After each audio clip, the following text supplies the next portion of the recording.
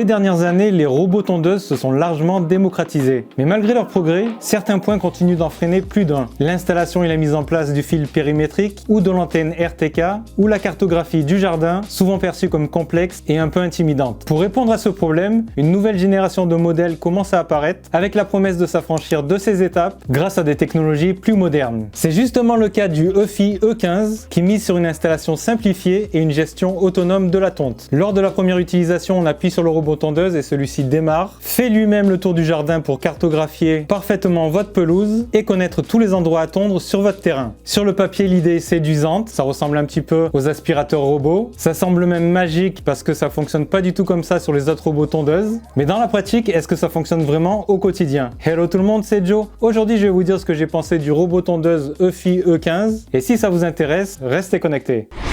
Le EFI E15 est livré dans ce carton, c'est bien emballé, bien rangé. On a déjà une couche de mousse de protection et donc on a le socle et donc on a le garage, la base. On a encore une mousse de protection et on a le robot tondeuse. Et on a la boîte avec les accessoires.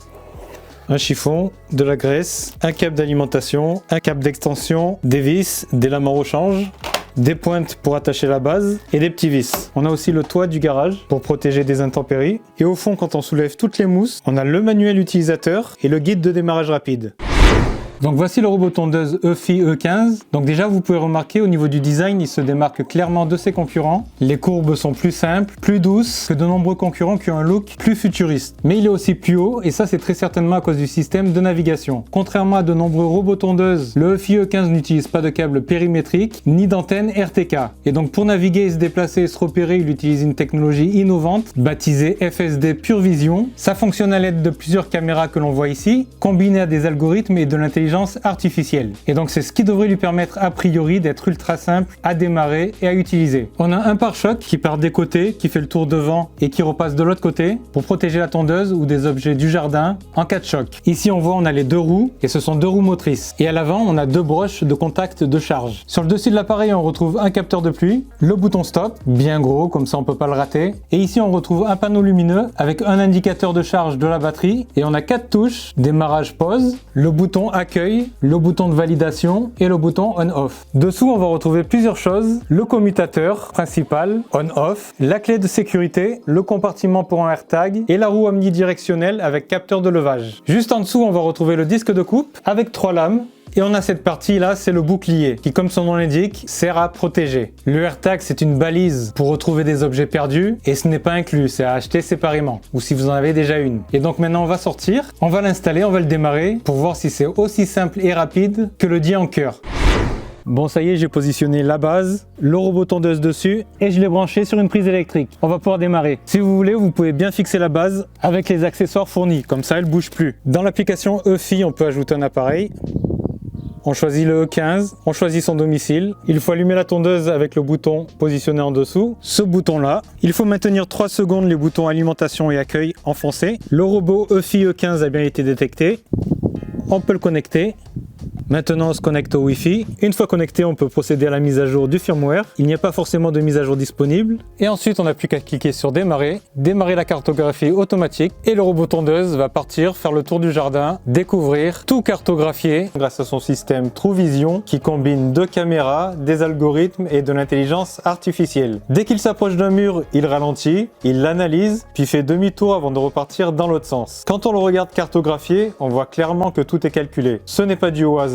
Même s'il ne connaît pas encore le jardin, ses trajectoires sont déjà réfléchies. S'il y a un arbre sur son chemin, il est capable de le détecter à distance. En s'approchant, il ralentit et grâce à ses 2 caméras, il évalue les distances et la profondeur. Il analyse ensuite l'obstacle pour anticiper son comportement lorsqu'il passera à cet endroit pendant la tonte. Il fait ça sur l'ensemble du jardin, des allers-retours, des approches contrôlées des obstacles qu'il a repérés et une analyse continue de son environnement. Et pendant toute cette phase de cartographie, on peut suivre ce qu'il fait directement dans l'application. La carte du jardin se crée en temps réel. Franchement, quand on le voit travailler, on sent que ce robot a été conçu dès le départ pour cartographier automatiquement un jardin. Ce n'est pas une fonctionnalité ajoutée à la va-vite, mais un vrai point fort du produit. Donc il a terminé, il lui a fallu 36 minutes pour cartographier 146 mètres carrés, c'est raisonnable. Maintenant qu'il a fini de cartographier, je vais lui indiquer un chemin pour aller cartographier la deuxième partie du jardin. Donc on clique sur modifier la carte, et donc on peut indiquer des zones interdites, des zones incontournables, des zones sans tonte, un chemin chemin, c'est ce que je vais faire, une zone d'édition et je peux faire pivoter la carte. Donc un chemin, ça va permettre de connecter deux parties du jardin. Ou alors la station de base et la pelouse. Donc connecter deux pelouses, accepter. Et maintenant il va falloir que je contrôle le robot manuellement. Donc le but, c'est de lui faire traverser ce chemin et qu'ensuite, à chaque fois qu'il ait besoin de tondre la pelouse, il passe à cet endroit-là pour aller tondre l'autre côté. Une fois qu'il est devant le chemin, on clique sur démarrer, on confirme comme point de départ. Le robot va s'auto-positionner, il va tourner sur lui-même. Et une fois que c'est terminé, on va le diriger avec le joystick sur la deuxième partie du jardin. Et on clique sur terminer. Le robot va commencer à cartographier l'autre partie du jardin.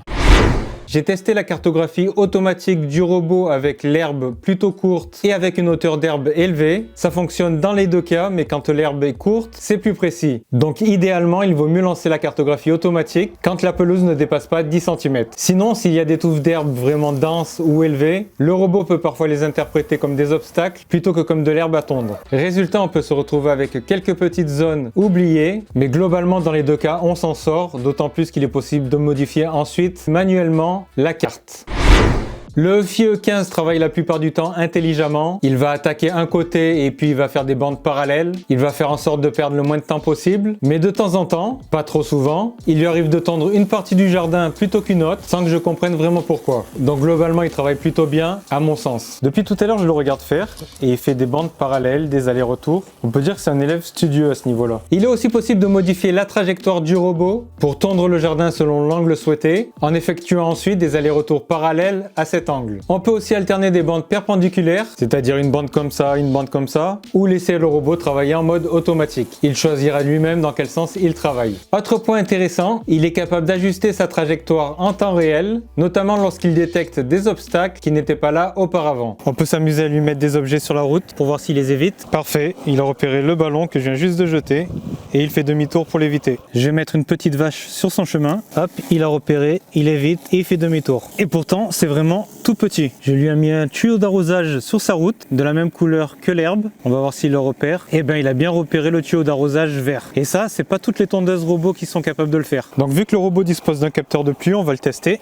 Pluie détectée. Mettre fin au travail. Et donc maintenant, il retourne à sa base. Donc ça fonctionne bien. J'ai noté aussi une chose bien intéressante et qu'on retrouve pas sur certains autres robots tondeuses, c'est qu'il est possible de modifier la sensibilité de détection du capteur de pluie. Comme ça, le robot ne va pas retourner à sa base à la moindre goutte de pluie. Pensez à vous abonner et activer la petite cloche pour recevoir une notification quand je vais sortir une nouvelle vidéo. Pendant la tonte, il est possible de modifier la vitesse de rotation des lames et la vitesse de déplacement, mode lent, standard, rapide, ainsi que la hauteur de coupe de 2,5 à 7,5 cm. Dans l'application EFI, il est possible de modifier l'espacement des chemins de 8, 10 ou 12 cm, l'espacement des bords de moins 15 à plus 15 cm, si on veut que le robot longe la limite du jardin à une certaine distance, ou si on veut qu'il empiète sur le chemin, donc moins 15 plus 15. S'il empiète en partie sur le chemin, ça va lui permettre de tondre à ras. Sur cette bordure, on voit quand même qu'il essaye de mettre sa roue le plus proche possible de la zone en ciment. Il essaye vraiment de coller. Ah, on voit bien là, il passe quand même bien proche des bordures. Les lames de coupe étant situées à environ 10 cm du bord du robot, et celui-ci laissant en plus quelques centimètres de marge quand il va tondre au bord d'un mur pour éviter tout contact, une bande d'herbe restera inévitablement non tondue, que ce soit le long des murs, autour des pierres ou autour des arbres. Cela reste tout à fait normal pour ce type d'appareil et c'est dans la moyenne, même s'il existe quelques robots tondeuses qui essayent de répondre à cette problématique. Mais donc avec le EFI E15, comme avec la plupart des robots tondeuses, il faudra donc effectuer des finitions de temps en temps à l'aide d'un coupe-bordure. Ce n'est pas nécessaire de le faire à chaque fois, ça se verra pas. Il m'est arrivé seulement une fois que le robot se bloque dans mon jardin. C'est à cause d'un petit muret qui dépasse de quelques centimètres, sur 10-15 mètres, avec des endroits où il est un petit peu plus haut ou un petit peu plus bas. Et donc dans une certaine zone, il s'est bloqué, avec la roue en l'air. Ça lui est arrivé seulement une seule fois, et j'ai eu l'impression qu'il apprenait de la situation. Alors je sais pas si c'est exactement le cas, mais lors des passages suivants, il a évité cette zone, il n'a pas essayé de franchir le muret à cet endroit-là, il a franchi à un endroit où c'était plus bas, sans se bloquer. Et j'ai remarqué que quand le robot arrive devant, il éteint le disque de coupe, il franchit le mur, puis il redémarre la coupe. Donc c'est vraiment très bien, ça m'a surpris. C'est vraiment pas tous les robots tondeuses qui agissent ainsi. Il est capable de monter des pentes jusqu'à 32%, mais son unique roue à l'avant fait qu'il va avoir du mal à tondre correctement sur les terrains trop pentus ou avec de nombreux trous. Donc pour monter 32%, pas de problème a priori, mais pour tondre des zones très pentues, en faisant un joli travail, il aura beaucoup plus de mal. Il vaut mieux des robots avec 4 roues motrices dans ce cas. Il est également possible, si nécessaire, de visualiser à distance via l'application EFI ce que le robot voit avec ses caméras. On peut ainsi savoir exactement où il tond et on peut même le diriger à l'aide du curseur tactile sur le smartphone, mais dans ce mode, la tonte sera désactivée. On pourra uniquement le déplacer. Il est aussi possible de modifier la carte pour ajouter des zones interdites, des zones incontournables, des zones sans tonte, des chemins, des zones d'édition ou encore de faire pivoter la carte. Il est aussi possible de lui demander de travailler uniquement sur une zone que l'on aura repérée sur la carte, soit en pointant directement sur la carte la zone exacte, soit en ayant découpé au préalable le jardin en différentes zones. Niveau bruit, il est plutôt silencieux.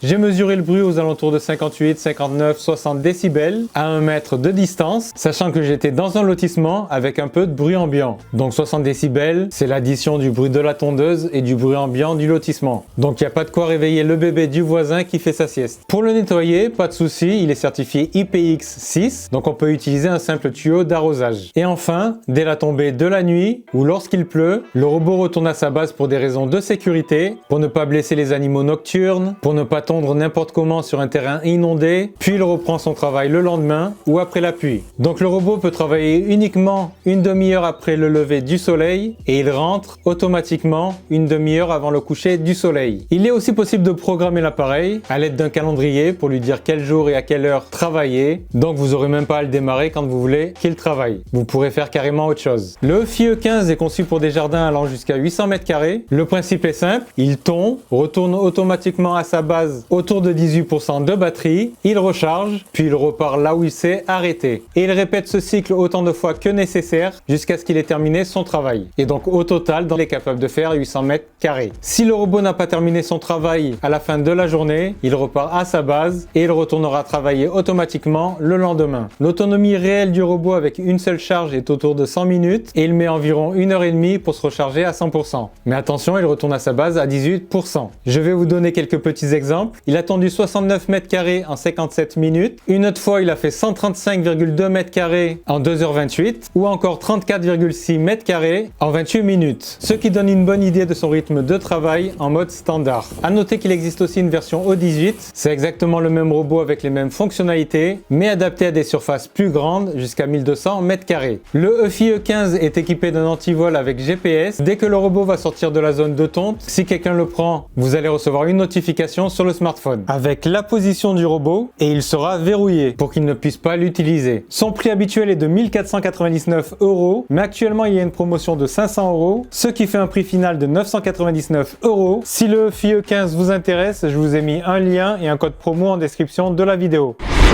En conclusion, je dirais que ce robot tondeuse est particulièrement bien adapté à tous ceux qui pensent que la prise en main et l'installation d'un robot tondeuse est compliquée, voire un peu intimidante. Sur ce EFI E15, tout est fait pour rassurer et pour simplifier au maximum les choses. Si vous êtes inquiet à l'idée de devoir installer un robot tondeuse, c'est je pense celui qu'il vous faut. Le robot se débrouille tout seul la plupart du temps et nécessite très peu d'efforts. L'installation est rapide, accessible et surtout il n'y a pas besoin d'être à l'aise avec la technologie pour s'en sortir. C'est typiquement le genre de produit qui peut séduire un public non geek ou des personnes qui hésitaient jusqu'ici à franchir le pas. Une fois en place, il gère tout de manière autonome. Il explore le terrain pour le cartographier, retourne à sa base dès que la batterie est faible, puis reprend le travail une fois rechargé. La cartographie automatique fonctionne très bien lorsque l'herbe n'est pas trop haute. Si elle l'est davantage, ça reste tout à fait utilisable, mais il faudra sans doute apporter quelques ajustements à la carte. Grâce à son système VFSD qui combine caméra et intelligence artificielle, le EFI E15 se montre très efficace pour éviter les obstacles et assurer une tonte propre. Au final, on a un robot à la fois simple à utiliser et efficace. Il fait bien le travail. En revanche, avec seulement 3 roues, il n'est pas le plus adapté pour les terrains très accidentés ou fortement pentus, même s'il peut malgré tout s'en sortir dans certaines situations. Au quotidien, le EFI E15 va vous permettre de tondre sans vous prendre la tête, avec peu d'efforts. Si vous le programmez à l'avance, vous n'aurez même pas à le démarrer chaque jour de tonte. Il fera son travail automatiquement, il rentrera à sa base, il se rechargera, il repartira selon les directives que vous lui aurez données à l'avance et ça vous permettra de regarder un film, boire votre café, travailler sur d'autres tâches, voir votre famille, vos amis, vos enfants, etc. Des choses plus intéressantes que tondre la pelouse. L'avantage d'un robot tondeuse style EFI E15, c'est qu'il va vous laisser beaucoup plus de temps libre qu'auparavant. Au niveau des plus, j'ai noté la cartographie automatique, c'est son principal avantage, la navigation précise, si la carte a bien été faite à la base, et bien modifiée, si problème, le retour automatique en cas de pluie, en cas de batterie faible ou à la tombée de la nuit, l'étanchéité IPX6, il est plutôt silencieux, le système anti-vol, la bonne qualité de tonte, la bonne gestion des obstacles, les demi-tours sans arracher l'herbe, l'application simple à prendre en main et le robot en général, la possibilité de voir à distance ce qu'il fait, la possibilité de modifier la carte ou certaines options en mettant en pause pendant qu'il tombe et le garage fourni. Certains robots tondeuses sont vendus séparément du garage. Au niveau des mains, il n'est pas adapté pour les terrains trop pentus ou trop accidentés. Il n'est pas possible de tondre la nuit. Dites-moi dans les commentaires ce que vous en pensez, si vous utilisez chez vous un robot tondeuse. C'était Joe pour Culture Chronique. Ciao ciao!